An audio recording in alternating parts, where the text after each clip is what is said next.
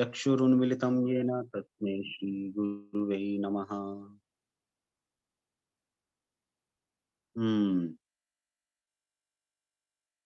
आज दा topic happy Diwali. But devotees busy ने सारे अपनी दिवाली मनाने दे विच। चलो खैर कोई नहीं, जिन्हें डिवोटीज इत्थे ने आपां डिस्कस करते हैं। एक्चुअली मैं मेन दसना की चाहना कि एक्चुअली सानू तो पता ही है जिहड़ा दिवाली दा फेस्टिवल है वो क्यों सैलीब्रेट किया जाता है, क्योंकि इस दिन भगवान राम बनवास कट के वापिस आए सी। एक्चुअली जिहड़े गौड़िया संप्रदाय दे डिवोटीज ने, साडी जिहड़ी परंपरा है, साडा जिहड़ा गुरु वर्ग है, इन्हां दा की विचार है कि इस दिन दामोदर लीला हुई सी। इस दिन यशोदा मां ने भगवान कृष्ण नू रस्सी दे नाल बंध दिता सी, जोड़ा असीं रोज दामोदर अष्टकम गाने। यह लीला दिवाली वाले दिन हुई सी। ये तो पूरा फेस्टिवल है ना, अगर तुसीं भागवतम पढ़ोगे तो उहदे विच आ ही रहा है कि एकदा ग्रह दासीशु ना यशोदा नंद गेहिनी।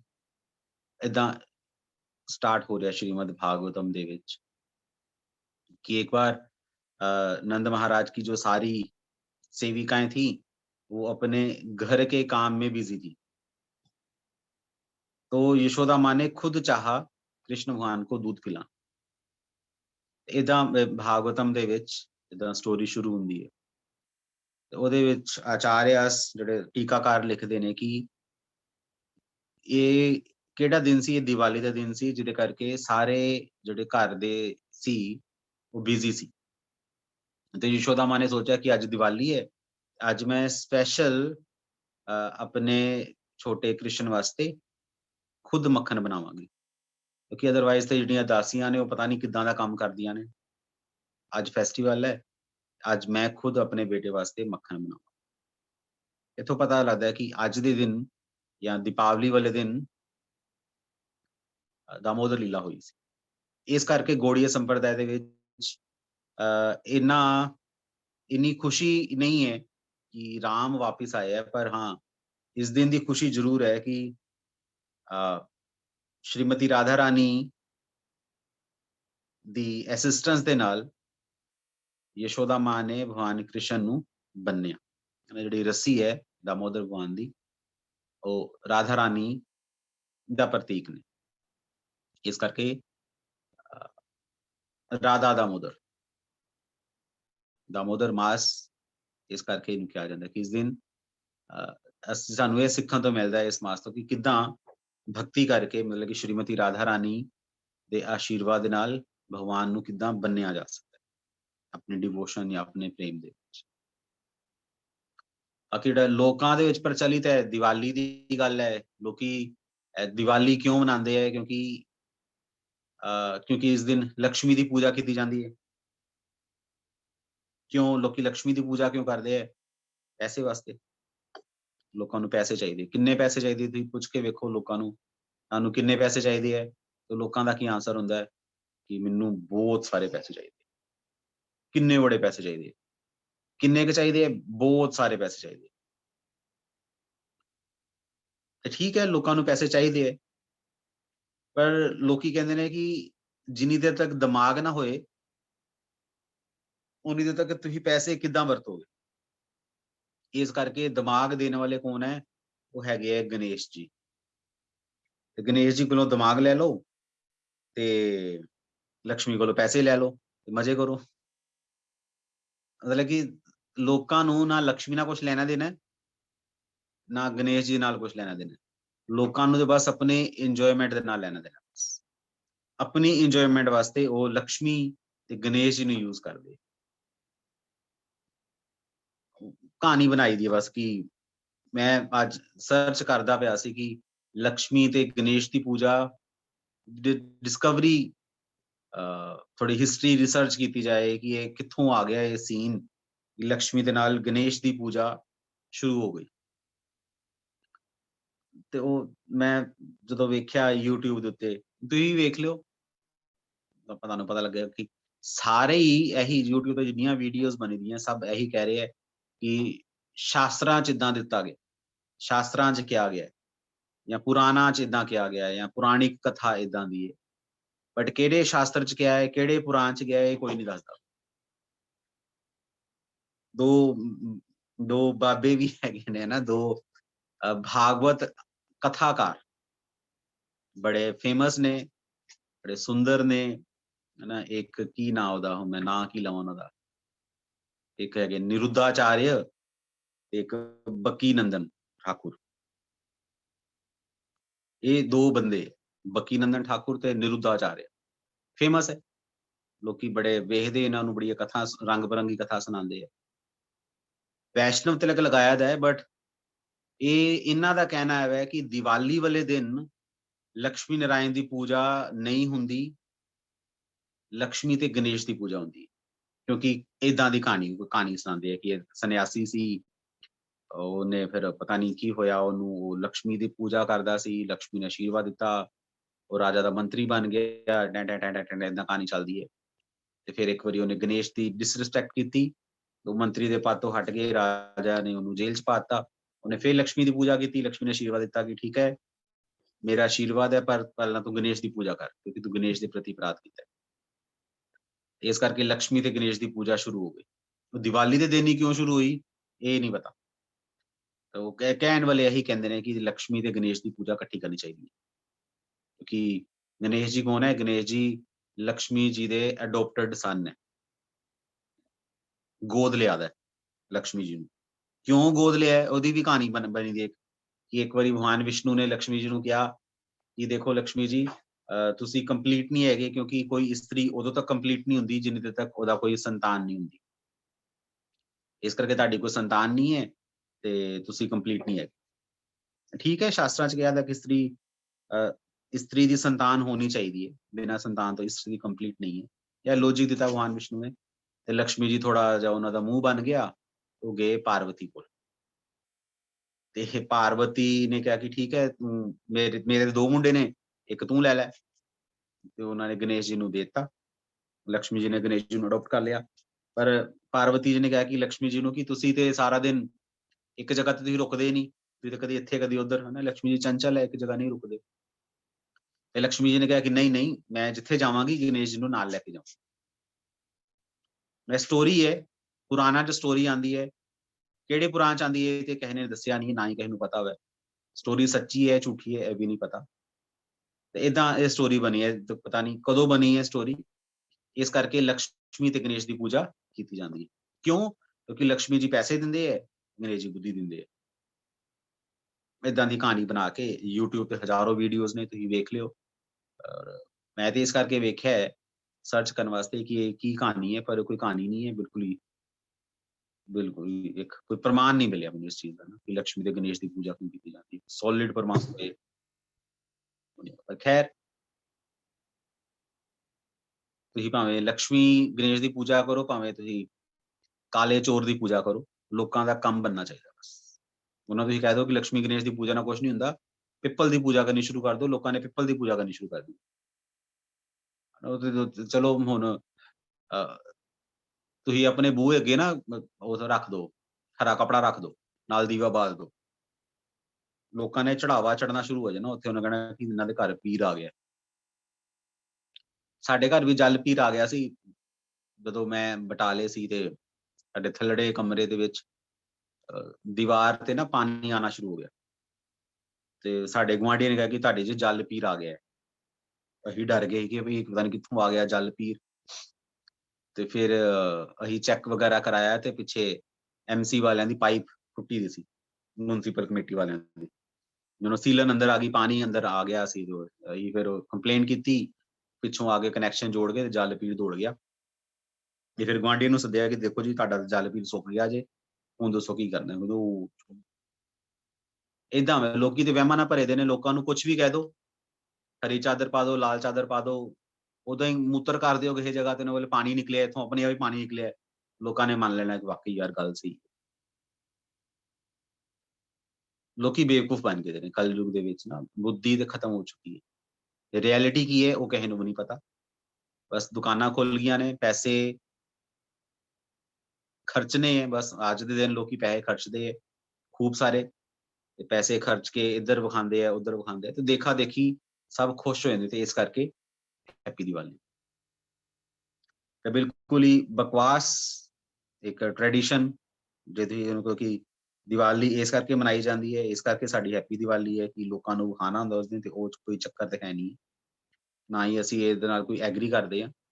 ਰਿਐਲਿਟੀ ਦੇ ਵਿੱਚ ਦੀਵਾਲੀ ਵਾਲੇ ਦਿਨ ਹੋਣਾ ਕੀ ਚਾਹੀਦਾ ਹੈ, ਦੀਵਾਲੀ ਵਾਲੇ ਦਿਨ ਰਾਮ ਕਥਾ ਹੋਣੀ ਚਾਹੀਦੀ ਹੈ, ਜਾਂ ਕ੍ਰਿਸ਼ਨ ਕਥਾ ਹੋਣੀ ਚਾਹੀਦੀ ਹੈ, ਜਾਂ ਭਗਵਦ ਗੀਤਾ ਹੋਣੀ ਚਾਹੀਦੀ ਹੈ। ਇਸ ਕਥਾ ਦੇ ਨਾਲ ਹੀ ਸਾਡਾ ਜੀਵਨ ਬਦਲੇ। ਜਿਵੇਂ ਮੈਂ ਅੱਜ ਪੜ੍ਹਦਾ ਹੀ ਪਿਆ ਸੀ ਕਿ ਕੀ ਮੈਂ ਹੁਣ ਮੈਂ ਸੋਚਦਾ ਪਿਆ ਸੀ ਕੀ ਡਿਸਕਸ ਕਰਾਂ। ਮੈਂ ਸੋਚਿਆ ਕਿ ਚਲੋ ਭਗਵਾਨ ਰਾਮ ਨੂੰ ਗਲੋਰੀਫਾਈ ਕਰਨ ਵਾਸਤੇ ਅਸੀਂ ਡਿਸਕਸ ਕਰਦੇ ਹਾਂ। ਫਿਰ ਮੈਂ ਭਾਗਵਤਮ ਦੇ ਵਿੱਚ 9th ਕੈਂਟੋ ਹੈ ਨਾ, 9th ਕੈਂਟੋ 10th ਚੈप्टर ਦਾ ਸ਼ਲੋਕ 15 ਸ਼ਲੋਕ ਮੈਂ ਪੜਾਂਗਾ। ਤੁਹਾਨੂੰ ਪਤਾ ਲੱਗੇਗਾ ਕਿ ਕੀ ਸੁਸਾਇਟੀ ਦੇ ਵਿੱਚ ਕੀ ਚੱਲਦਾ ਵਾ। ਭਗਵਾਨ ਰਾਮ ਨੇ ਰਾਵਣ ਨੂੰ ਮਾਰਿਆ, ਬਹੁਤ ਵਧੀਆ ਕੀਤਾ। ਵੀ ਰਾਵਣ ਅੱਜ ਕੱਲ ਫੇਮਸ ਵੀ ਹੈ ਨਾ, ਲੋਕੀ ਕਹਿੰਦੇ ਨੇ ਕਿ ਰਾਵਣ ਬੜਾ ਵਧੀਆ ਬੰਦਾ ਸੀ, ਰਾਵਣ ਵਰਗਾ ਭਰਾ ਹੋਣਾ ਚਾਹੀਦਾ ਹੈ, ਰਾਮ ਵਰਗਾ ਹਸਬੈਂਡ ਤੇ ਕਹੇ ਕੰਮ ਦਾ ਨਹੀਂ ਰਿਹਾ, ਰਾਵਣ ਵਰਗਾ ਭਰਾ ਹੋਣਾ ਚਾਹੀਦਾ ਹੈ, ਜਿਹਨੇ ਆਪਣੀ ਭੈਣ ਦਾ ਬਦਲਾ ਲਿਆ। ਇੱਕ ਸੁਸਾਇਟੀ ਹੈ, ਰਾਵਣ ਨੂੰ ਫੇਵਰ ਕਰਦੇ ਆ ਲੋਕ। ਪਰ ਰਾਵਣ ਕਿਦਾਂ ਦਾ ਸੀ? ਰਾਵਣ ਇੱਕ ਨੰਬਰ ਦਾ ਕਾਮੀ, ਇੱਕ ਨੰਬਰ ਦਾ ਰੇਪਿਸਟ। ਉਹਨਾਂ ਨੇ ਕਹੇ ਦੀ ਧੀ ਭੈਣ ਨੂੰ ਨਹੀਂ ਬਖਸ਼ਿਆ, ਸਾਰਿਆਂ ਤੇ ਗੰਦੀ ਨਜ਼ਰ ਪਾਈ, ਗੰਦਾ ਬੰਦਾ ਸੀ। ਭਾਗਵਤਮ ਦੇ ਵਿੱਚ ਸੁਖਦੇਵ ਗੋਸਵਾਮੀ ਰਾਵਣ ਬਾਰੇ ਕੀ ਕਹਿ ਰਹੇ? ਸੁਖਦੇਵ ਗੋਸਵਾਮੀ ਕਹਿ ਰਹੇ 9, 10, 15 ਦੇ ਵਿੱਚ ਲਿਖ ਰਹੇ ਆ ਸੁਖਦੇਵ ਗੋਸਵਾਮੀ, ਵਿਆਸਦੇਵ ਵੀ ਲਿਖ ਰਹੇ ਆ ਕਿ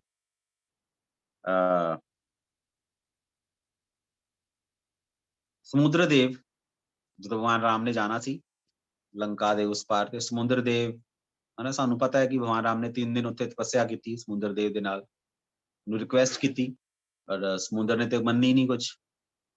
ਉਸ ਤੋਂ ਬਾਅਦ 3 ਦਿਨ ਤੋਂ ਬਾਅਦ ਭਗਵਾਨ ਰਾਮ ਨੇ ਆਪਣੀ ਅੱਖਾਂ ਖੋਲੀਆਂ, ਥੋੜਾ ਜਿਹਾ ਸਮੁੰਦਰ ਨੂੰ ਘੂਰ ਕੇ ਵੇਖਿਆ, ਡਾਂਟਿਆ ਥੋੜਾ ਜਿਹਾ ਆਪਣੇ ਅੰਦਰ।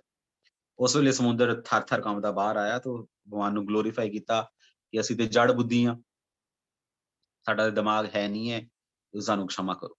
ਗਲੋਰੀਫਾਈ ਕੀਤਾ, ਤੇ ਫਿਰ ਸਮੁੰਦਰ ਦੇਵਤਾ ਭਗਵਾਨ ਰਾਮ ਨੂੰ ਕਹਿ ਰਹੇ ਹੈ ਸ਼ਲੋਕ ਸੰਖਿਆ 15 ਦੇ ਵਿੱਚ, ਮਾਈ Lord you may use my waters as you like, ਕਿ ਤੁਸੀਂ ਜਿੱਦਾਂ ਚਾਹੋ ਮੇਰਾ ਪਾਣੀ ਯੂਜ਼ ਕਰ ਸਕਦੇ ਹੋ।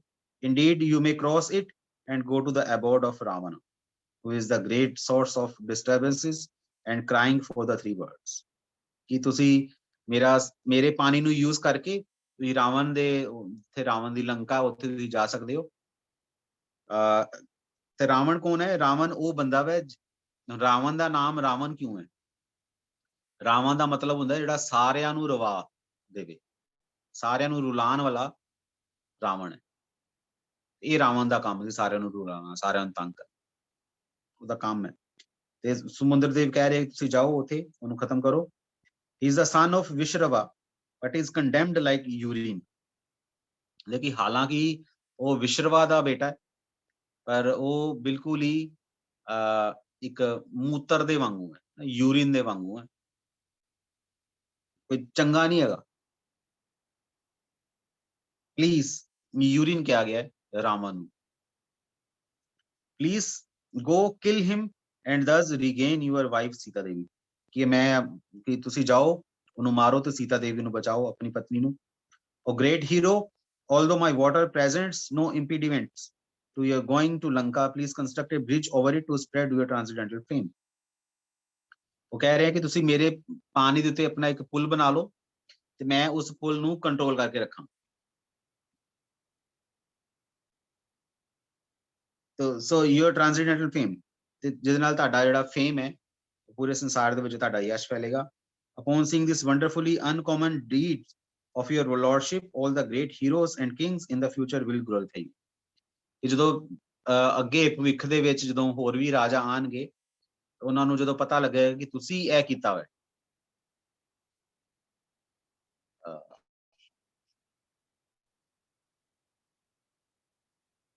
ਤੁਸੀਂ ਆਪਣੇ ਬਲ ਦੇ ਨਾਲ, ਆਪਣੇ ਸ਼ੌਰਯ ਦੇ ਨਾਲ ਸਮੁੰਦਰ ਦੇ ਉੱਤੇ ਇੱਕ ਪਲੇਟਫਾਰਮ ਬਣਾਇਆ, ਇੱਕ ਪੁਲ ਬਣਾਇਆ ਬਿਨਾਂ ਕਿਸੇ ਪਿੱਲਰ ਤੋਂ। ਮੈਂ ਤੁਹਾਡੀ ਪੂਰੀ ਹੈਲਪ ਕਰਾਂਗਾ, ਮੈਂ ਤੁਹਾਡੀ ਪੂਰੀ ਸਪੋਰਟ ਕਰਾਂਗਾ, ਤੁਸੀਂ ਪੁਲ ਬਣਾਓ।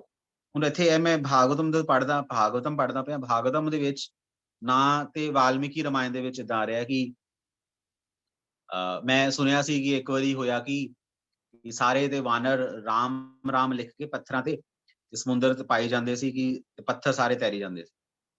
ਭਗਵਾਨ ਰਾਮ ਨੇ ਵੀ ਚੈੱਕ ਕੀਤਾ। ਭਗਵਾਨ ਨੇ ਕੀ ਕੀਤਾ, ਪੱਥਰ ਫੜਿਆ ਤੇ ਪਾਣੀ ਚ ਸੁੱਟਿਆ, ਪੱਥਰ ਡੁੱਬ ਗਿਆ। ਤੇ ਭਗਵਾਨ ਰਾਮ ਬੜੇ ਹੈਰਾਨ ਹੋ ਗਏ ਕਿ ਇਹ ਕੀ ਮਤਲਬ, ਮੈਂ ਪੱਥਰ ਸੁੱਟਿਆ ਤੇ ਪਾਣੀ ਡੁੱਬ ਗਿਆ। ਫਿਰ ਉਹਨਾਂ ਨੇ ਦੂਜਾ ਪੱਥਰ ਲਿਆ, ਉਹਦੇ ਤੇ ਰਾਮ ਲਿਖਿਆ। ਉਹ ਰਾਮ ਭਗਵਾਨ ਨੇ ਫੜ ਕੇ ਜਦੋਂ ਸੁੱਟਿਆ ਤਾਂ ਉਹ ਪੱਥਰ ਤੈਰ ਪਿਆ। ਸਾਰੇ ਜਣੇ ਬੜੇ ਖੁਸ਼ ਹੋ ਗਏ ਕਿ ਰਾਮ ਜੀ ਵੀ ਹੈਰਾਨ ਹੋ ਗਏ ਕਿ ਇਹ ਕੀ, ਮੇਰਾ ਨਾਮ ਮੇਰੇ ਤੋਂ ਹੀ ਵੱਡਾ ਹੈ। ਏਦਾਂ ਦੀ ਵੀ ਕਹਾਣੀ ਸੁਣਨ ਨੂੰ ਮਿਲਦੀ ਹੈ ਕਿ ਉਹਨਾਂ ਨੇ ਰਾਮ ਲਿਖਿਆ ਪੱਥਰ ਤੇ, ਪੱਥਰ ਤੈਰ ਪਏ। ਬੜੀ ਫੇਮਸ ਕਹਾਣੀ ਹੈ, ਬਚਪਨ ਤੋਂ ਅਸੀਂ ਵੀ ਏਦਾਂ ਸੁਣਿਆ। ਉੱਥੇ ਅੰਮ੍ਰਿਤਸਰ ਜਾਓ ਨਾ, ਅੰਮ੍ਰਿਤਸਰ ਪਤਾ ਨਹੀਂ ਕਿਹੜੀ ਮਾਤਾ ਦਾ ਮੰਦਿਰ ਹੈ, ਮਾਡਲ ਟਾਊਨ ਵਾਲੀ ਮਾਤਾ ਹੈ ਸ਼ਾਇਦ, ਹਾਂ ਉਹਦਾ ਮੰਦਿਰ ਹੈ। ਤੇ ਉੱਥੇ ਇੱਕ ਪੱਥਰ ਰੱਖਿਆ ਦਾ ਜਿਹੜਾ ਤੈਰਦਾ ਪਿਆ, ਉਸ ਪੱਥਰ ਤੇ ਰਾਮ ਲਿਖਿਆ ਦਾ। ਤੇ ਕਹਿੰਦੇ ਨੇ ਦੇਖੋ ਜੀ ਇਹ ਪੱਥਰ ਉਹ ਹੋਇਆ ਰਾਮ ਲਿਖਿਆ ਦਾ। ਤੇ ਪਰ ਸੋਚਣ ਵਾਲੀ ਗੱਲ ਇਹ ਵੈ ਕਿ ਜੇਕਰ ਹਰ ਇੱਕ ਪੱਥਰ ਤੇ ਰਾਮ ਲਿਖਿਆ ਦਾ, ਜਿਹੜਾ ਪੁਲ ਬਣਾਇਆ ਸੀ ਉਹਨਾਂ ਨੇ, ਸੋਚਣ ਵਾਲੀ ਗੱਲ ਹੈ ਕਿ ਅਹੀ ਜਿਸ ਚੀਜ਼ ਦੇ ਉੱਤੇ ਰਾਮ ਲਿਖਿਆ ਦਾ ਉਹਦੇ ਤੇ ਪੈਰ ਕਿੱਦਾਂ ਰੱਖ ਸਕਦੇ? ਬੜੀ ਅਜੀਬ ਗੱਲ ਹੈ। ਅਸੀਂ ਰੱਖ ਹੀ ਨਹੀਂ ਸਕਦੇ ਕਿਉਂਕਿ ਸਾਨੂੰ ਪਤਾ ਹੈ ਕਿ ਰਾਮ ਤੇ ਰਾਮ ਦੇ ਨਾਮ ਦੇ ਵਿੱਚ ਕੋਈ ਫਰਕ ਨਹੀਂ। ਜਿਸ ਚੀਜ਼ ਤੇ ਰਾਮ ਲਿਖਿਆ ਦਾ, ਪੱਥਰ ਤੇ ਰਾਮ ਲਿਖਿਆ ਦਾ, ਤੇ ਪੂਰੀ ਵਾਨਰ ਸੇਨਾ ਉਹਦੇ ਤੇ ਪੈਰ ਰੱਖ ਕੇ ਲੰਘ ਗਈ। ਬੜੀ ਅਜੀਬ ਜੀ ਗੱਲ ਹੈ। ਹੁਣ ਇਹ ਵੀ ਸਰਚ ਕਰਨੀ ਪਏਗੀ ਕਿ ਪੱਥਰਾਂ ਤੇ ਰਾਮ ਦਾ ਨਾਮ ਕਿੰਨੇ ਲਿਖਿਆ ਜਾਂ ਇਹ ਕਹਾਣੀ ਕਿੱਥੋਂ ਆਈ ਨਾ, ਕਿਉਂਕਿ ਨਾ ਭਾਗਵਤਮ ਦੇ ਵਿੱਚ ਆ ਰਿਹਾ ਰਾਮ ਨਾਮ ਲਿਖਿਆ, ਨਾ ਹੀ ਵਾਲਮੀਕੀ ਰਾਮਾਇਣ ਦੇ ਵਿੱਚ। ਇਹ ਵੀ ਇੱਕ ਰਿਸਰਚ ਦਾ ਟੌਪਿਕ ਹੈ, ਤੁਸੀਂ ਰਿਸਰਚ ਕਰਕੇ ਵੇਖਿਓ ਕਿ ਇਹ ਕਿੱਥੋਂ ਆਇਆ।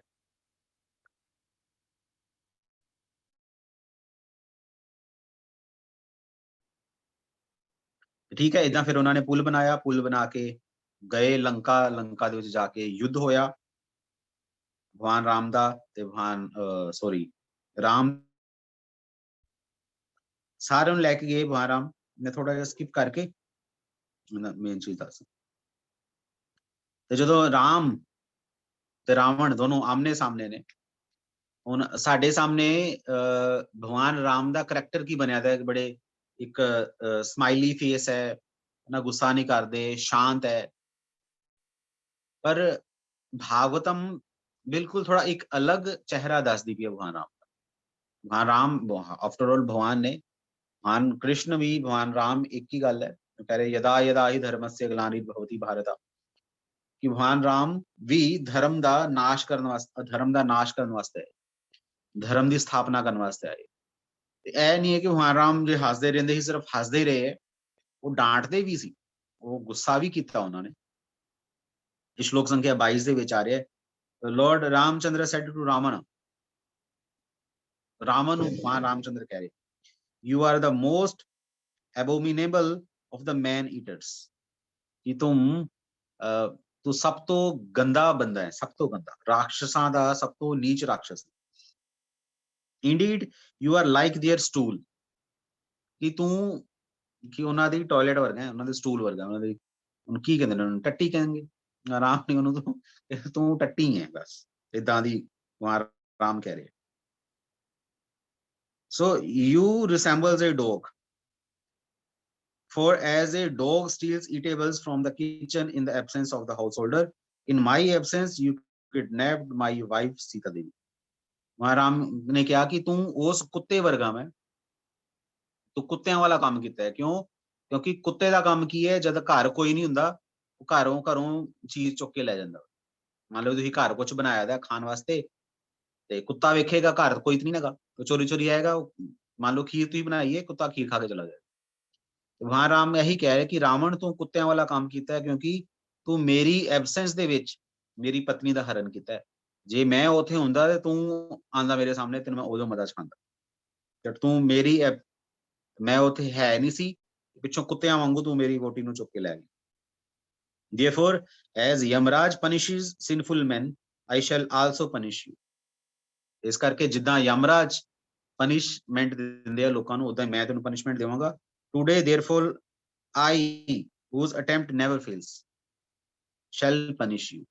ਅੱਜ ਇਸ ਕਰਕੇ ਅੱਜ ਜਿਹਦਾ ਕਦੀ ਵਾਰ ਖਾਲੀ ਨਹੀਂ ਜਾਂਦਾ, ਮੈਂ ਤੈਨੂੰ ਮਾਰ ਦੇਣਾ। ਰਾਵਣ ਪੂਰੇ ਗੁੱਸੇ ਦੇ ਨਾਲ ਭਗਵਾਨ ਰਾਮ ਨੇ ਰਾਵਣ ਨੂੰ ਇਦਾਂ ਦੇ ਵਰਡ, ਮਤਲਬ ਕਿ ਗਾਲਾਂ ਕੱਢੀਆਂ, ਉਹਨੂੰ ਕੁੱਤਾ ਕਿਹਾ, ਉਹਨੂੰ ਟੱਟੀ ਤੱਕ ਕਹਿਤਾ, ਗੰਦਾ, ਬਿਲਕੁਲ ਹੀ ਰੱਦੀ ਕਿਸਮ ਦਾ ਬੰਦਾ, ਬਿਲਕੁਲ ਹੀ ਜਲੀਲ, ਜਾਂ ਜੋ ਵੀ ਤੁਸੀਂ ਜਿੰਨੀਆਂ ਵੀ ਗਾਲਾਂ ਕੱਢ ਸਕਦੇ। ਗੁੱਸੇ ਦੇ ਵਿੱਚ ਭਰ ਕੇ ਭਗਵਾਨ ਰਾਮ ਨੇ ਤੀਰ ਮਾਰਿਆ, ਤੀਰ ਲੱਗਾ ਰਾਵਣ ਦੇ ਛਾਤੀ ਤੇ, ਨਾਲ ਰਾਵਣ ਮਰ ਗਿਆ। ਉਹਦੇ 10 ਮੂੰਹ ਸੀ ਰਾਵਣ ਦੇ, 10 ਮੂੰਹਾਂ ਦੇ ਨਾਲ ਉਹਨੇ ਉਲਟੀ ਕੀਤੀ ਖੂਨ ਦੀ, ਨਾਲ ਹੀ ਮਰ ਗਿਆ। ਕੋਈ ਨਹੀਂ, ਏਦਾਂ ਦੀ ਕੋਈ ਗੱਲ ਨਹੀਂ ਹੋਈ ਕਿ ਉਦੋਂ ਰਾਵਣ ਨੇ ਉਹਦੇ ਮੂੰਹੋਂ ਨਿਕਲਿਆ ਰਾਮ, ਇਹ ਰਾਮ, ਜਿਵੇਂ ਟੀਵੀ 'ਚ ਹੀ ਵੇਖਿਆ ਨਾ, ਉਦਾਂ ਦਾ ਕੁਝ ਨਹੀਂ ਹੈ। ਭਾਗਵਤਮ ਦੇ ਵਿੱਚ ਨਹੀਂ ਆ ਰਿਹਾ, ਨਾ ਹੀ ਵਾਲਮੀਕੀ ਰਾਮਾਇਣ ਦੇ ਵਿੱਚ ਆ ਰਿਹਾ। ਕਹਾਣੀਆਂ ਬਣੀ ਦੀਆਂ ਬੜੀਆਂ, ਲੋਕੀ ਮਸਾਲੇ ਲਈ ਤੁਰੀ ਜਾਂਦੇ ਨੇ, ਚਾਹ ਪੀਵੀ ਜਾਂਦੇ ਨੇ, ਰਾਮਾਇਣ ਵੇਖੀ ਜਾਂਦੇ ਨੇ, ਸਿੱਖਿਆ ਕੁਝ ਨਹੀਂ ਲੈਂਦੇ। ਸਿੱਖਿਆ ਰਾਮਾਇਣ ਤੋਂ ਕੀ ਸਿੱਖਿਆ ਮਿਲਦੀ ਹੈ ਕਿ ਰਾਵਣ ਵਰਗੇ ਗੰਦੇ ਬੰਦੇ ਦਾ ਖਤਮ ਹੋਣਾ ਜ਼ਰੂਰੀ ਹੈ, ਤਾਂ ਹੀ ਧਰਮ ਦੀ ਵਿਜੇ ਹੋ ਸਕਦੀ ਹੈ, ਤਾਂ ਹੀ ਸਾਡੇ ਜੀਵਨ ਦੇ ਵਿੱਚ ਹੈਪੀ ਦੀਵਾਲੀ ਤਾਂ ਹੀ ਹੋ ਸਕਦੀ ਹੈ, ਕਿਉਂਕਿ ਭਗਵਾਨ ਰਾਮ ਰਾਵਣ ਨੂੰ ਮਾਰ ਕੇ ਵਾਪਸ ਆਏ। ਰਾਵਣ ਕੌਣ ਹੈ? ਸਾਡੇ ਅੰਦਰ ਹੀ ਰਾਵਣ ਬੈਠਾ था, ਇੱਕ ਗੰਦਾ ਚਰਿੱਤਰ ਜਿਹੜਾ ਕਿ ਦੂਜਿਆਂ ਦੀ ਸੰਪत्ति ਤੇ ਨਜ਼ਰ ਰੱਖਦਾ, ਜਾਂ ਅਗਰ ਜੇ ਤੁਸੀਂ ਮੇਲ ਮੈਂਬਰ ਦੀ ਗੱਲ ਕਰੋ ਤੇ ਮੇਲ ਮੈਂਬਰਸ ਦੀ ਨਜ਼ਰ ਕਿੱਥੇ ਹੁੰਦੀ ਹੈ? ਦੂਜਿਆਂ ਦੀ ਫੀਮੇਲ ਤੇ, ਹਨਾ। ਵਿਆਹ ਤੋਂ ਬਾਅਦ ਆਪਣੀ ਵੋਟੀ ਸੋਹਣੀ ਨਹੀਂ ਲੱਗਦੀ, ਦੂਜਿਆਂ ਦੀ ਵੋਟੀ ਬੜੀ ਸੋਹਣੀ ਲੱਗਦੀ ਹੈ, ਉਹਦੀ ਵੋਟੀ ਬੜੀ ਸੋਹਣੀ ਹੈ, ਮੇਰੀ ਵੋਟੀ ਤੇ ਕਹੇ ਕੰਮ ਦੀ ਨਹੀਂ ਹੈ। ਜਾਂ ਜਿਹੜੀਆਂ ਵੋਟੀਆਂ ਨੇ ਉਹ ਆਪਣੇ ਆਪ ਨੂੰ ਜੇ ਕਹਿਣ ਕਿ ਬਈ ਤੇ ਵੋਟੀਆਂ, ਸਾਨੂੰ ਤਾਂ ਕੁਝ ਨਹੀਂ ਕਿਹਾ, ਪਰ ਵੋਟੀਆਂ ਵੀ ਕਿਹੜੀਆਂ ਚੰਗੀਆਂ ਨੇ, ਉਹਨਾਂ ਨੂੰ ਵੀ ਦੂਜਿਆਂ ਦੇ ਹਸਬੈਂਡ ਜ਼ਿਆਦਾ ਵਧੀਆ ਲੱਗਦੇ ਆ, ਉਹਨਾਂ ਨੂੰ ਵੀ ਆਦਤ ਹੈ ਮੂੰਹ ਮਾਰਨ ਦੀ। ਜਿਵੇਂ ਸ਼ੂਰਪਨਖਾ ਸੀ, ਸ਼ੂਰਪਨਖਾ ਨੇ ਪ੍ਰਪੋਜ਼ ਕੀਤਾ ਭਗਵਾਨ ਰਾਮ ਨੂੰ, ਭਗਵਾਨ ਰਾਮ ਨੇ ਕਿਹਾ ਕਿ ਨਹੀਂ, ਮੈਂ ਤੇ ਪਤਨੀ ਵਰਤ ਲਿਆ ਦਾ, ਇੱਕ ਪਤਨੀ ਵਰਤ ਲਿਖਿਆ ਉਹਨੇ, ਚੱਲ ਲਕਸ਼ਮਣ ਨੂੰ ਵੇਖਿਆ, ਉਹਨੇ ਲਕਸ਼ਮਣ ਨੂੰ ਪ੍ਰਪੋਜ਼ ਕਰਤਾ, ਕੋਈ ਟਕਾ ਹੀ ਨਹੀਂ ਹੈਗਾ। ਫਿਰ ਗਤੀ ਕੀ ਹੋਈ ਸ਼ੂਰਪਨਖਾ ਦੀ? ਨੱਕ ਕੱਟਿਆ ਗਿਆ, ਭਗਵਾਨ ਰਾਮ ਨੇ ਨੱਕ ਕੱਟਤਾ। ਰਾਵਣ ਦੀ ਧੌਣ ਲਾਤੀ, ਕਿਉਂਕਿ ਰਾਵਣ ਨੇ ਗੰਦੀ ਨਜ਼ਰ ਨਾਲ ਸੀਤਾ ਦੇਵੀ ਨੂੰ ਵੇਖਿਆ। ਤੇ ਇਸਤਰੀ ਤੇ ਪੁਰਸ਼ ਦੋਨਾਂ ਵਾਸਤੇ ਮੈਸੇਜ ਹੈ, ਤੁਸੀਂ ਗਲਤ ਰਸਤੇ ਤੇ ਨਾ ਚੱਲੋ, ਇੱਧਰ ਉੱਧਰ ਜੋ ਧਰਮ ਹੈ ਉਸ ਧਰਮ ਦੀ ਪਾਲਣਾ ਕਰੋ, ਨਹੀਂ ਤੇ ਤੁਹਾਡੀ ਜਿਹੜੀ ਗਤੀ ਬੜੀ ਬੁਰੀ ਗਤੀ ਹੋਣੀ। ਜੇ ਤੁਸੀਂ ਇਸਤਰੀ ਹੋ ਤਾਂ ਸਮਾਜ ਦੇ ਵਿੱਚ ਤੁਹਾਡੀ ਨਿੰਦਾ ਹੋਏਗੀ, ਨੱਕ ਕੱਟਿਆ ਜਾਏਗਾ, ਤੁਹਾਡੀ ਇੱਜ਼ਤ ਚਲੀ ਜਾਏਗੀ। ਤੇ ਜੇ ਤੁਸੀਂ ਪੁਰਸ਼ ਹੋ ਤੇ ਪੁਰਸ਼ ਤੇ ਤੁਹਾਡੇ ਸਮਾਜ ਦੇ ਵਿੱਚ ਤੁਹਾਡਾ ਅਸਤਿਤਵ ਹੀ ਖਤਮ ਹੋ ਜਾਏਗਾ। ਇਹ ਰਾਮਾਇਣ ਸਾਨੂੰ ਸਿੱਖਿਆ ਦੇ ਰਹੀ ਹੈ। ਭਗਵਾਨ ਰਾਮ ਵਿੱਚ ਭਾਗਵਤਮ ਚ ਆ ਰਿਹਾ ਹੈ ਕਿ ਭਗਵਾਨ ਰਾਮ ਇੱਕ ਆਦਰਸ਼ ਗ੍ਰਸਤ ਸੀ, ਹਸਬੈਂਡ ਤੇ ਵਾਈਫ ਨੂੰ ਕਿੱਦਾਂ ਘਰ ਦੇ ਵਿੱਚ ਰਹਿਣਾ ਚਾਹੀਦਾ ਹੈ, ਉਹ ਸਾਰਾ ਕੁਝ ਭਗਵਾਨ ਰਾਮ ਐਜ਼ ਏ ਗ੍ਰਸਤਾ ਜਾਂ ਐਜ਼ ਏ ਵਾਨਪ੍ਰਸਥ ਉਹ ਸਾਨੂੰ ਪੂਰੀ ਨੌਲੇਜ ਦੇ ਰਹੇ, ਤੇ ਜਿਹਦੇ ਕਰਕੇ ਰਾਮ ਰਾਜੇ ਜਾਣੇ ਜਾਣ।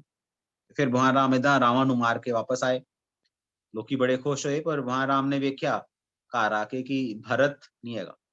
ਉਹਨਾਂ ਨੂੰ ਪਤਾ ਲੱਗਾ ਕਿ ਭਰਤ ਕਿੱਥੇ ਹੈ। ਭਰਤ ਨੰਦੀਗ੍ਰਾਮ, ਥੋੜਾ ਅਯੋਧਿਆ ਦੀ ਬਾਉਂਡਰੀ ਤੋਂ ਬਾਹਰ ਇੱਕ ਪਿੰਡ ਦੇ ਵਿੱਚ ਰਹਿ ਰਿਹਾ ਹੈ। ਉੱਥੇ ਕੀ ਖਾ ਰਿਹਾ ਹੈ ਭਰਤ?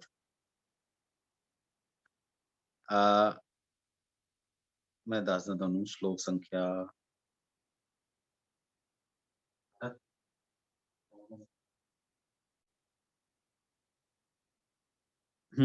ਸ਼ਲੋਕ ਸੰਖਿਆ 34 ਦੇ ਵਿੱਚ ਆ ਰਿਹਾ ਹੈ ਕਿ upon reaching Ayodhya, Lord Ramchandra heard that in his absence his brother Bharat was eating barley cooked in the urine of the cow। ਕਿ ਭਰਤ ਜੀ ਨੰਦੀਗ੍ਰਾਮ ਦੇ ਵਿੱਚ ਰਹਿ ਰਹੇ, ਕੀ ਖਾ ਰਹੇ ਹੈ? ਬਾਰਲੇ ਕੀ ਹੁੰਦਾ ਹੈ? ਜੌਂ ਲੈ ਕੇ ਥੋੜੇ ਜੇ ਉਹਨੂੰ ਕਾਓ ਯੂਰਿਨ, ਗਊ ਮੂਤਰ ਦੇ ਵਿੱਚ ਪਕਾ ਕੇ ਖਾ ਰਹੇ ਸੀ। ਇਹ ਡਾਈਟ ਸੀ ਭਰਤ ਮਹਾਰਾਜ ਦੀ। ਇਹ ਨਹੀਂ ਕਿ ਭਰਤ ਮਹਾਰਾਜ ਆਪਣੇ ਰਾਜਾ ਵਾਂਗੂ ਰਹਿ ਰਹੇ ਸੀ। ਰੀਅਲੀ ਜੇ ਤੁਸੀਂ ਭਗਵਾਨ ਰਾਮ ਨੂੰ ਪ੍ਰੇਮ ਕਰਦੇ ਹੋ, ਵਾਕਈ ਜੇ ਤੁਸੀਂ ਕਹਿੰਦੇ ਹੋ ਕਿ ਹੀ ਰਾਮ ਆ, ਤੇ ਰਾਮ ਦੇ ਦੁੱਖ ਦੇ ਨਾਲ ਦੁੱਖ ਵੀ ਵਟਾਣਾ। ਇਹ ਨਹੀਂ ਕਿ ਭਗਵਾਨ ਰਾਮ ਦੇ ਕੋਲੋਂ ਮੰਗਦੇ ਰਹੋ, ਮੈਨੂੰ ਇਹ ਦੇ ਦਿਓ, ਮੈਨੂੰ ਉਹ ਦੇ ਦਿਓ। ਇਹ ਜਦੋਂ ਭਗਵਾਨ ਰਾਮ ਦੁਖੀ ਸੀ, ਉਦੋਂ ਭਰਤ ਜੀ ਨੇ ਉਹਨਾਂ ਦਾ ਸਾਥ ਦਿੱਤਾ, ਉਹਨਾਂ ਦੇ ਦੁੱਖ ਦੇ ਵਿੱਚ ਸ਼ਾਮਲ ਹੋਏ। ਤੇ ਭਰਤ ਜੀ ਦੀ ਤਪੱਸਿਆ ਤੇ ਕੋਈ ਵੀ ਨਹੀਂ ਕਰ ਸਕਦਾ। ਜਿੰਨਾ ਪ੍ਰੇਮ ਸ਼੍ਰੀਮਤੀ ਰਾਧਾ ਰਾਣੀ ਦਾ ਭਗਵਾਨ ਕ੍ਰਿਸ਼ਨ ਦੇ ਪ੍ਰਤੀ ਹੈ, ਉਹੀ ਸੇਮ ਪ੍ਰੇਮ ਭਰਤ ਮਹਾਰਾਜ ਦਾ भगवान राम ਦੇ प्रति। शरणागति, फुली डेडिकेशन, भक्ति की है, सेवा भावना की है, विरह की है, सब चीजां जो गई भगवान राम भरत ਵਿੱਚ ਸਾਰੇ ਗੁਣ ਪਾਏ ਜਾਂਦੇ। भरत खुश नहीं है राम ਤੋਂ ਬਿਨਾ। ਜਦੋਂ ਤੱਕ ਰਾਮ ਨਹੀਂ ਆਏ ਉਹਨਾਂ ਦੀ ਲਾਈਫ ਦੇ ਵਿੱਚ ਦੁਬਾਰਾ, ਭਰਤ ਖੁਸ਼ ਨਹੀਂ ਹੋ ਪਾਏ। ਜਦੋਂ ਵਹਾਂ ਰਾਮ ਆ ਗਏ ਤੇ ਭਰਤ ਜੀ ਨੇ ਉਹਨਾਂ ਦੀ ਖੜਾਵਾਂ ਉਹਨਾਂ ਨੇ ਵਾਪਸ ਕੀਤੀਆਂ, ਉਹਨਾਂ ਦਾ ਜਿਹੜਾ ਰਾਜ්य ਸੀ ਉਹਨਾਂ ਦੇ ਰਾਜੇ ਨੂੰ ਵਾਪਸ ਕੀਤਾ।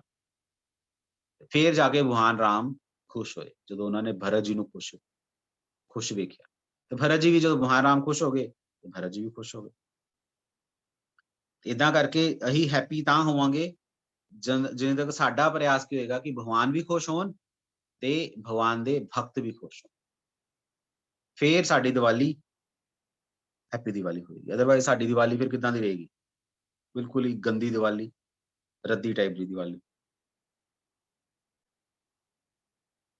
ਬਸ ਆਖਰੀ ਦੋ ਸ਼ਲੋਕ ਸੰਖਿਆ 54 ਤੇ 55 ਪੜ੍ਹ ਕੇ ਮੈਂ ਖਤਮ ਕਰਾਂਗਾ। ਇਹਦੇ ਵਿੱਚ ਦੱਸਿਆ ਕਿ ਇੱਕ ਹਸਬੈਂਡ ਨੂੰ ਕਿੱਦਾਂ ਦਾ ਹੋਣਾ ਚਾਹੀਦਾ ਹੈ, ਇੱਕ ਵਾਈਫ ਨੂੰ ਕਿੱਦਾਂ ਦਾ ਹੋਣਾ ਚਾਹੀਦਾ। ਹਸਬੈਂਡ ਜੋ ਭਗਵਾਨ Ram, the Lord Ramchandra took a vow to accept only one wife and have no connection with any other woman। ਤੇ ਭਗਵਾਨ ਰਾਮ ਨੇ ਪ੍ਰਣ ਲਿਆ ਦਾ ਸੀ ਕਿ ਮੇਰੀ ਸਿਰਫ ਇੱਕ ਹੀ ਪਤਨੀ ਹੋਏਗੀ, ਉਹ ਕਿਸੇ ਦੂਸਰੀ ਔਰਤ ਵੱਲ ਨਹੀਂ ਦੇਖਦੇ ਸੀ। So he was a saintly king and everything in his character was good। ਉਹ ਇੱਕ ਰਾਜ ਰਿਸ਼ੀ ਸੀ, ਜੋ ਕੁਝ ਵੀ ਉਹਨਾਂ ਚਰਿੱਤਰ ਦੇ ਵਿੱਚ ਸੀ ਸਭ ਕੁਝ ਠੀਕ ਸੀ। untinged by the qualities like anger। ਤੇ ਜਿਵੇਂ ਕਹੇ ਤੇ ਗੁੱਸਾ ਕਰਨਾ, ਇਦਾਂ ਦੇ ਉਹਨਾਂ ਦੇ ਵਿੱਚ ਕੋਈ ਦੋਸ਼ ਨਹੀਂ ਸੀ ਉਹਨਾਂ ਦੇ ਚਰਿੱਤਰ ਦੇ ਵਿੱਚ। ਭਗਵਾਨ ਰਾਮ ਕਹੇ ਤੇ ਗੁੱਸਾ ਜਾਂ ਕਹੇ ਦੇ ਨਾਲ ਨਾਰਾਜ਼ ਨਹੀਂ ਹੁੰਦੇ ਸੀ। ਹੁੰਦੇ ਆ ਕਈ ਬੰਦੇ ਇਦਾਂ ਦੇ ਜਿਹੜੇ ਕਹੇ ਨਾਲ ਨਾਰਾਜ਼ ਨਹੀਂ ਹੁੰਦੇ। ਸਾਨੂੰ ਵੀ ਕਹੇ ਦੇ ਨਾਲ ਨਾਰਾਜ਼ ਨਹੀਂ ਹੋਣਾ ਚਾਹੀਦਾ। ਐਜ਼ ਏ ਮੇਲ ਨਾਰਾਜ਼ ਬਿਲਕੁਲ ਨਹੀਂ ਹੋਣਾ। he thought good behavior for everyone। he taught, ਉਹਨਾਂ ਨੇ ਸਿਖਾਇਆ ਕਿ ਸਾਰਿਆਂ ਪ੍ਰਤੀ ਸਾਨੂੰ ਸਹੀ ਵਿਵਹਾਰ ਰੱਖਣਾ ਚਾਹੀਦਾ ਹੈ, specially for house holders in terms of ਵਰਨਾਸ਼ਰਮ ਧਰਮ। ਸਪੈਸ਼ਲੀ ਗ੍ਰਸਤਾਂ ਨੂੰ ਚਾਹੀਦਾ ਹੈ ਕਿ ਸਾਰਿਆਂ ਦੇ ਨਾਲ ਸਹੀ ਵਿਵਹਾਰ ਕਰਨ। thus he taught the general public by his personal activities। ਇਸ ਤਰ੍ਹਾਂ ਉਹਨਾਂ ਨੇ ਜਨਰਲ ਪਬਲਿਕ ਨੂੰ, ਆਮ ਜਿਹੜੇ ਲੋਕੀ ਨੇ, ਉਹਨਾਂ ਨੂੰ ਇਹ ਦੱਸਿਆ। ਤੇ ਵਾਈਫ ਕਿੱਦਾਂ ਦੀ ਹੋਣੀ ਚਾਹੀਦੀ ਹੈ? ਸੀਤਾ ਦੇਵੀ ਵਰਗੀ। ਸੀਤਾ ਦੇਵੀ, ਮਦਰ ਸੀਤਾ ਵਾਸ ਵੈਰੀ ਸਬਮਿਸਿਵ, ਬਹੁਤ ਦੀਨ ਸੀ ਸੀਤਾ ਦੇਵੀ। ਗੱਲ ਜਿੱਦਾਂ ਕਹੀ ਜਾਂਦੀ ਸੀ ਉਦਾਂ ਗੱਲ ਮੰਨਦੀ ਸੀ। ਫੇਥਫੁਲ, ਉਹਨਾਂ ਨੂੰ ਫੇਥ ਸੀ ਕਿ ਜਿੱਦਾਂ ਮੇਰਾ ਹਸਬੈਂਡ ਮੈਨੂੰ ਜਿੱਦਾਂ ਕਹੇਗਾ, ਜਿੱਦਾਂ ਭਗਵਾਨ ਮੈਨੂੰ ਕਹਿਣਗੇ ਉਦਾਂ ਹੀ ਕਰਾਂਗੀ। ਸ਼ਾਏ ਮਤਲਬ ਸ਼ਰਮੀਲੀ। ਲੱਜਾ, ਇਹ ਨਹੀਂ ਕਿ ਹੁਣ ਵੇਖਾਂਗੀ ਤੂੰ ਕੌਣ ਹੈ, ਮੈਂ ਦੱਸਦੀ ਹਾਂ ਤੈਨੂੰ, ਮੈਂ ਰਾਤੀ ਹੁਣ ਤੈਨੂੰ ਤੇਲ ਪਾ ਕੇ ਤੈਨੂੰ ਅੱਗ ਨਾ ਲਾ ਦਾਂ।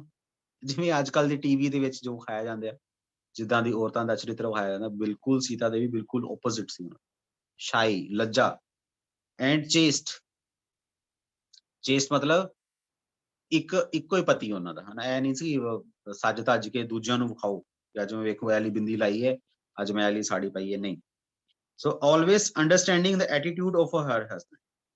ਤੇ ਹਮੇਸ਼ਾ ਆਪਣੇ ਹਸਬੈਂਡ ਦਾ ਐਟੀਟਿਊਡ ਕੀ ਸੀ, ਉਹਨਾਂ ਦਾ ਨਜ਼ਰੀਆ ਕੀ ਹੈ, ਉਹਨਾਂ ਦਾ ਦ੍ਰਿਸ਼ਟੀਕੋਣ ਕੀ ਹੈ, ਉਹ ਸਾਰਾ ਕੁਝ ਉਹ ਸਮਝਦੀ ਸੀ।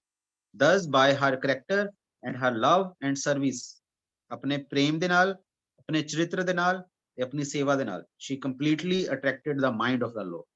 ਉਹ ਹਮੇਸ਼ਾ ਆਪਣੇ ਜਿਹੜੇ ਭਗਵਾਨ ਸੀ ਉਹਨਾਂ ਦਾ ਮਾਈਂਡ ਜਿਹੜਾ ਆਕਰਸ਼ਿਤ ਕਰ। ਸੋ ਇਹ ਭਗਵਾਨ ਰਾਮ, ਸੀਤਾ ਦੇਵੀ ਸਾਨੂੰ ਸਿਖਾ ਰਹੇ ਕਿ ਇਦਾਂ ਦਾ ਆਈਡੀਅਲ ਲਾਈਫ ਹੋਣਾ ਚਾਹੀਦਾ ਹੈ, ਤਾਂ ਸਾਡੀ ਲਾਈਫ ਹੈਪੀਐਸਟ ਲਾਈਫ ਬਣ ਸਕਦੀ ਹੈ। ਅਦਰਵਾਈਜ਼ ਸਾਡੀ ਲਾਈਫ ਕੀ ਹੈ? ਸੈਡੀਐਸਟ ਲਾਈਫ। ਹਮੇਸ਼ਾ ਉਦਾਸ ਰਹੋਗੇ, ਹਮੇਸ਼ਾ ਰੋਂਦੇ ਰਹੋਗੇ। ਬਾਕੀ ਰਹੀ ਗੱਲ ਜੇ ਕਿ ਪ੍ਰਭੂ ਜੀ ਹੁਣ ਤੁਸੀਂ ਆਖਰ ਸਾਨੂੰ ਇਹ ਦੱਸੋ ਕਿ ਹੁਣ ਕਿਹਦੀ ਪੂਜਾ ਕਰੀਏ, ਤੇ ਹੁਣ ਇਹ ਤੁਸੀਂ ਵੇਖੋ ਕਿਹਦੀ ਪੂਜਾ ਕਰਨੀ ਹੈ। ਜੇ ਤੇ ਤੁਸੀਂ ਭਗਵਾਨ ਰਾਮ ਦੀ ਪੂਜਾ ਕਰੋਗੇ, ਲక్ష్ਮੀ ਨਾਰਾਇਣ ਦੀ ਪੂਜਾ ਕਰੋਗੇ, ਰਾਧਾ ਕ੍ਰਿਸ਼ਨ ਦੀ ਪੂਜਾ ਕਰੋਗੇ, ਵੈਲ ਐਂਡ ਗੁੱਡ ਹੈ। ਜੇ ਤੁਸੀਂ ਹੋਰ ਇੱਧਰ ਉੱਧਰ ਜਾਣਾ ਹੈ ਤੇ ਫਿਰ ਬੜੀਆਂ ਗਲੀਆਂ। ਤੁਸੀਂ ਝੂਲੇ ਲਾਲ ਦੀ ਪੂਜਾ ਕਰ ਲਓ, ਢਕੁੰਜ ਪੀਰ ਦੀ ਪੂਜਾ ਕਰ ਲਓ, ਮੇਚੀ ਬਾਬੇ ਦੀ ਪੂਜਾ ਕਰ ਲਓ, ਸਾਈਂ ਬਾਬੇ ਦੀ, ਹਜ਼ਾਰਾਂ ਚੀਜ਼ਾਂ ਨੇ, ਜਿਹਦੀ ਮਰਜ਼ੀ ਪੂਜਾ ਕਰੋ। ਬਟ ਸ਼ਾਸਤਰਾਂ ਦੇ ਵਿੱਚ ਕੀ ਕਿਹਾ ਹੈ की पूजा किहदी होनी चाहिए, लक्ष्मी नारायण की पूजा होनी चाहिए ना, भगवान विष्णु की पूजा होनी चाहिए, भगवान विष्णु की शक्ति की पूजा होनी चाहिए, जिवें राधा कृष्ण, लक्ष्मी नारायण, सीता राम, प्लस इन्हां दे नाल-नाल भगवान दे नाल-नाल भगवान दे भगतां दी पूजा भी ਜ਼ਰੂਰ ਹੋਣੀ ਚਾਹੀਦੀ। ਜਿਵੇਂ ਰਾਮ ਦਰਬਾਰ ਦੇ ਵਿੱਚ ਸੀਤਾ ਦੇਵੀ ਤੇ ਭਗਵਾਨ ਰਾਮ, ਇਹ ਤੇ ਚਲੋ ਭਗਵਾਨ ਹੋ ਗਏ ਨਾ ਸ਼ਕਤੀਮਾਨ। ਬਾਕੀ ਭਰਤ, ਸ਼ਤਰੁਘਨ, ਹਨੂਮਾਨ ਜੀ, ਸੁਗਰੀਵ, ਬਾਲੀ, ਸੌਰੀ ਬਾਲੀ ਕਹਿ ਰਿਹਾ, ਜਾਮਵੰਤ, ਇਹ ਸਭ ਭਗਵਾਨ ਦੇ ਭਗਤ ਹੈ ਨਾ। ਭਗਵਾਨ ਰਾਮ ਦੇ ਦਰਬਾਰ ਦੇ ਵਿੱਚ ਸਾਰੇ ਆ ਰਹੇ ਆ। ਏਦਾਂ ਰਾਧਾ ਕ੍ਰਿਸ਼ਨ ਦੇ ਨਾਲ ਰਾਧਾ ਰਾਣੀ, ਅਸ਼ਟ ਸਖੀਆਂ, ਉਹ ਸਭ ਭਗਤਾਂ ਦੀ ਕੈਟਾਗਰੀ ਚ ਆਉਂਦੇ। ਏਦਾਂ ਭਗਵਾਨ ਦੇ ਭਗਤਾਂ ਦੀ ਵੀ ਪੂਜਾ ਅੱਜ ਦੇ ਦਿਨ ਤੁਸੀਂ ਕਰ ਸਕਦੇ ਹੋ। ਸਪੈਸ਼ਲ ਨਹੀਂ ਕਿ ਅੱਜ ਦੇ ਦਿਨ ਹੀ ਕਰਨੀ ਹੈ। ਵੈਸੇ ਤੇ ਚਲੋ ਲੋਕੀ ਅੱਜ ਦੇ ਦਿਨ ਦੀਵਾਲੀ ਮਨਾਉਂਦੇ ਆ, ਪਰ ਸਾਡੀ ਤੇ ਇਸ ਮਹੀਨੇ ਪੂਰੇ ਦੇ ਪੂਰੇ 30 ਦਿਨ ਹੀ ਦੀਵਾਲੀ ਚੱਲਦੀ।